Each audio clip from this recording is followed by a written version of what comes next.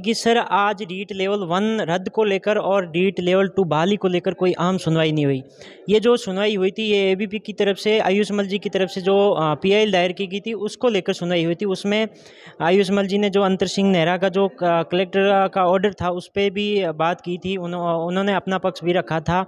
और जो डीपी जारोली से पूछताछ नहीं की थी उसके बारे में भी रखा था। और उन्होंने कहा था कि डीपी जारोली ने कहा था कि भाई राजनीतिक संरक्षण में पेपर आउट हुआ, ये इसको लेकर भी कहा था। तो जज महोदय साहब ने कहा था कि भाई आप बताइए, एसओजी से पूछा था कि इसके बारे में आपका कोई स्टेटमेंट है, आपने कोई इसके ऊपर जांच की या इनसे कोई पूछताछ वगैरह की या फिर कोई इनसे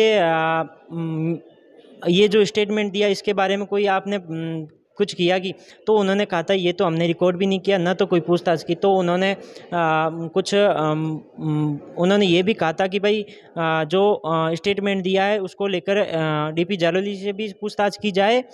और हो सकता है, शायद मुझे लगता है कोर्ट में भी डीपी जालोली आ सकते हैं। अगर पूछताछ सही से ढंग से नहीं हुई तो अगली बार आ सकते हैं। आगे की रणनीति क्या रहेगी? आगे की रणनीति सर रीट लेवल 1 को लेकर और रीट लेवल बहाली को लेकर जो टैग हुई है सारी की सारी फाइलों को लेकर 30 जून को डेट मिली है। और 30 जून से पहले हम सुप्रीम कोर्ट का भी रणनीति बनाएंगे, सुप्रीम कोर्ट तक जाने का फैसला भी करेंगे, सुप्रीम कोर्ट भी जाएंगे, लेकिन रुकेंगे नहीं क्योंकि पेपर शोरों को बाहर करना जरूरी। उसके बाद में सर कांस्टेबल का भी पेपर आउट हो गया। उसमें ये जो कह रहे थे कि नकल विरोधी कानून आ गया, कानून आने के बाद में पेपर लीक नहीं होंगे, तो उसके बाद में कांस्टेबल का उसमें भी लीक हो गया। तो हम कहाँ तक रुके?